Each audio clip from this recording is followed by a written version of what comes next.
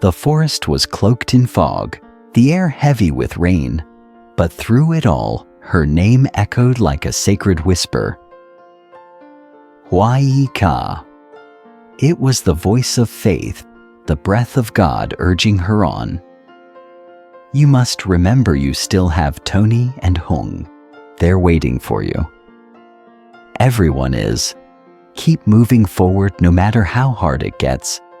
Only then can you make it back to the family that loves you. Back in the village, they were calling for her. She knew it. She felt it. She imagined Tony's small hands gripping the doorway, his eyes wide with fear. She saw Hùng pacing the dirt path near the stream, shouting her name, refusing to sit down, refusing to believe she could be gone. They wouldn't give up on her. She could almost hear them praying. God, please keep her safe. Please bring her back. She bit her lower lip, tasting mud and dried blood. Her legs trembled beneath her, but she kept walking. Roots reached out to trip her branches, scratched her face like the forest itself was trying to keep her. But she pushed forward anyway. Somewhere deep inside, something whispered, "Don't stop." She remembered what her mother once told her during a fevered night when she was just a child.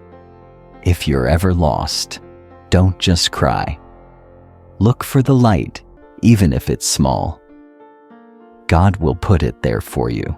That memory came back like a hand reaching through time to hold her steady now. Faith that somewhere out there, someone was lifting her name up to heaven.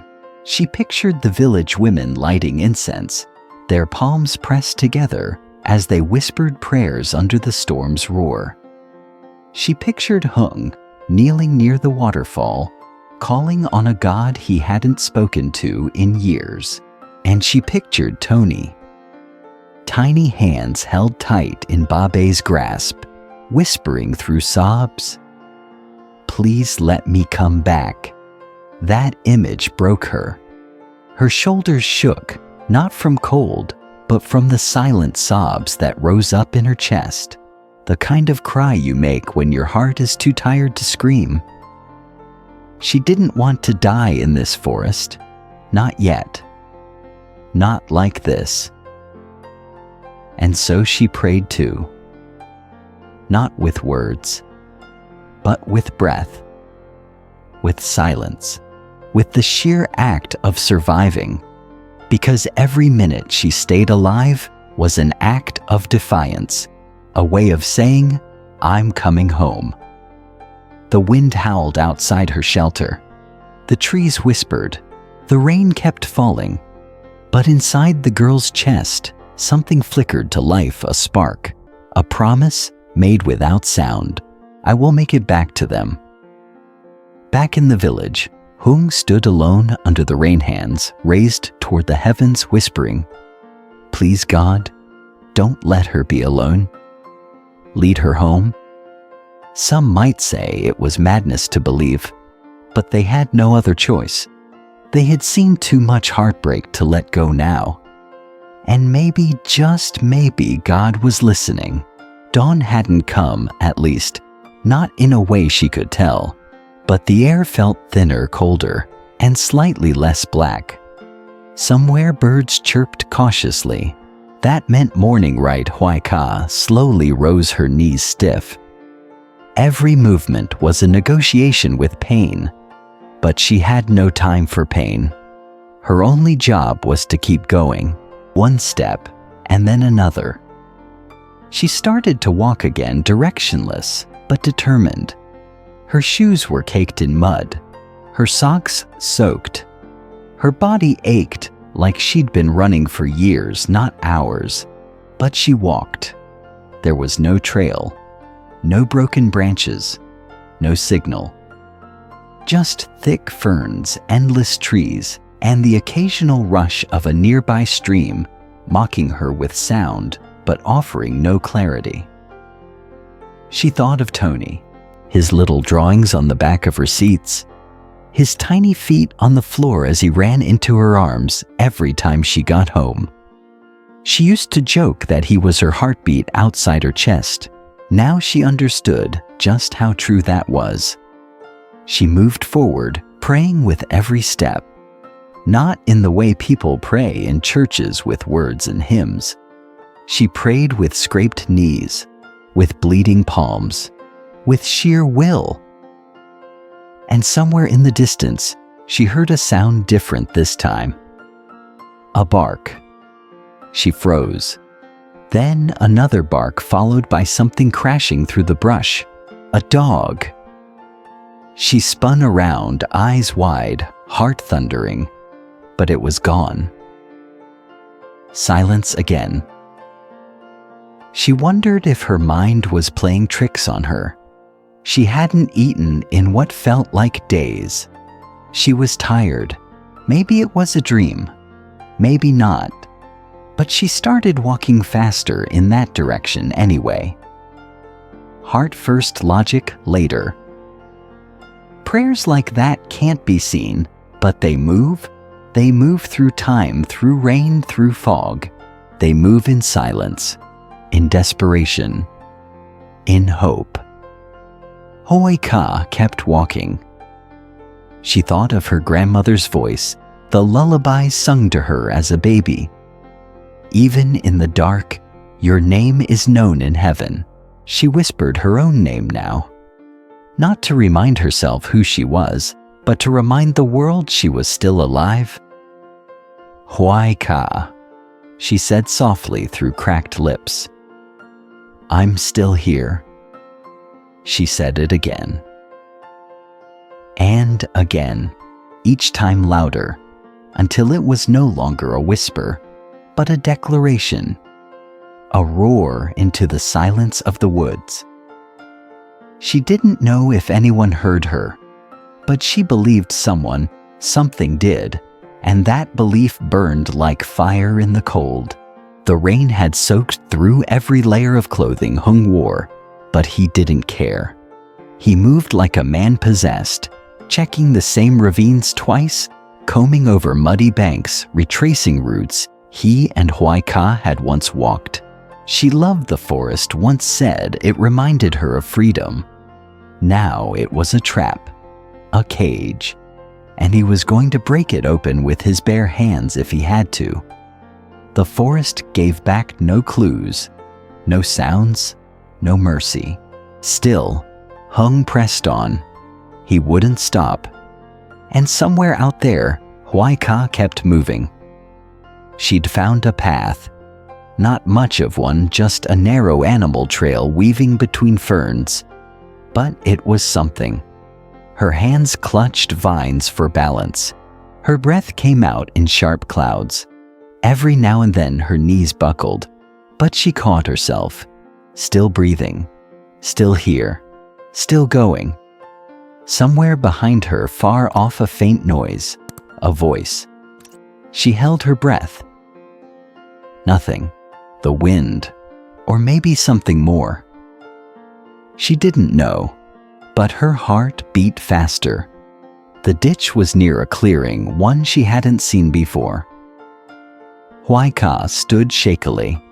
Her leg trembled beneath her weight, but she limped forward. She took the ribbon from the tree and wrapped it around her wrist. A sign, a promise. She wasn't alone anymore. She followed the trail marked by crushed leaves and broken twigs. Every movement was pain, every step a test. But she was getting closer. She could feel it. She imagined Tony's giggle in her ears, Hung's calloused hand holding hers, a bowl of warm rice, a bed. Home, not a palace, not even safety.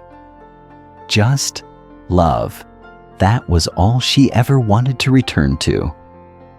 Behind her, the sky darkened again. The forest was preparing for another storm. The wind moaned through the trees like a warning. But Hoài kept going, even if her legs gave out. Even if she had to crawl. Even if no one ever found her. Because giving up meant letting go of her son's face, and that was something she could never do. She fell once more near a tree stump, too exhausted to keep moving. She curled against the base fingers, dug into the dirt. Her lips moved in a whisper no one could hear, but the forest heard. And perhaps heaven did too, even though up until now, Hoài still hasn't found her way back safely to Tony to Hung and to all those who love her. I still believe with all my heart that God is watching over her step by step through the depths of that cold, unforgiving forest. I believe that even amidst the pouring rain, the darkness of the wilderness, and the shadows that stretch endlessly around her, the voices of love Tonys, Hungs, and everyone who holds Hoài in their hearts are still echoing within her. And though her legs may grow weary and her breath may come in gasps, the hope of returning home continues to burn quietly in her soul, like a sacred flame that refuses to be extinguished. God never abandons those who keep the faith, and I believe that in some moment, perhaps in the silence between raindrops or in the hush of the wind, Hoài will hear that heavenly whisper, gentle yet unshakable like the very foundation of her belief. You are not alone. I am with you. Keep going, because ahead lies light, family, and the love you were always meant to return to. I pray that each drop of rain falling on her hair becomes a blessing, washing away fear and renewing her strength. I pray that every breeze through the forest carries the softest messages from those waiting for her. Where Tony hopes, where Hung believes, where love continues to hold on and refuses to give up, and I believe that before long, we will see Hoài emerge from the forest, not just as a survivor, but as a symbol of resilience, of love, and of divine grace. God is still there, and Hoài will come home. Cô dừng phủ đầy sương mù, không khí lặng trĩu mưa, nhưng xuyên suốt tất cả, tình cô vẫn vang vọng như một lời thì thầm thiêng liêng. Hoài ca, đó là giọng nói của đức tin, hơi thở của Chúa thúc giục cô. Con phải nhớ, con vẫn còn Tony và Hùng, họ đang đợi con. Mọi người đều vậy. Hãy tiếp tục tiến về phía trước, dù cho có khó khăn đến đâu, dù khi đó con mới có thể trở về với gia đình yêu thương con, trở lại làm họ đang gọi cô biết điều đó, cô cảm nhận thấy điều đó. Cô tưởng tượng đôi bàn tay nhỏ bé của Tony nắm chặt cửa ra vào, đôi mắt mở to vì sợ hãi. Cô thấy Hùng đang đi từ lại xung quanh đường đất gần suối, hát lớn tên cô và từ chối ngồi xuống, từ chối tin rằng cô có thể ra đi. Họ sẽ không bao giờ từ bỏ cô. Cô gần như có thể nghe thấy họ cầu nguyện: Chúa ơi, xin hãy giữ cô ấy an toàn, xin hãy đưa cô ấy trở lại. Cô cắn môi dưới, nhìn thấy bị bùn và máu khô, rồi con cô run rẩy bên dưới. Cô vẫn tiếp tục bước đi giữa cây vươn ra để làm cô vấp ngã. Cành cây cào trước mặt cô như thể chúng tôi dừng chân cố gắng níu cô lại. Nhưng cô vẫn tiến về phía trước. Ở đâu đó sâu thẳm bên trong có điều gì đó thì cần đừng đứng lại. Cô lại nhớ những gì mẹ cô từng nói với cô trong từng bước đêm.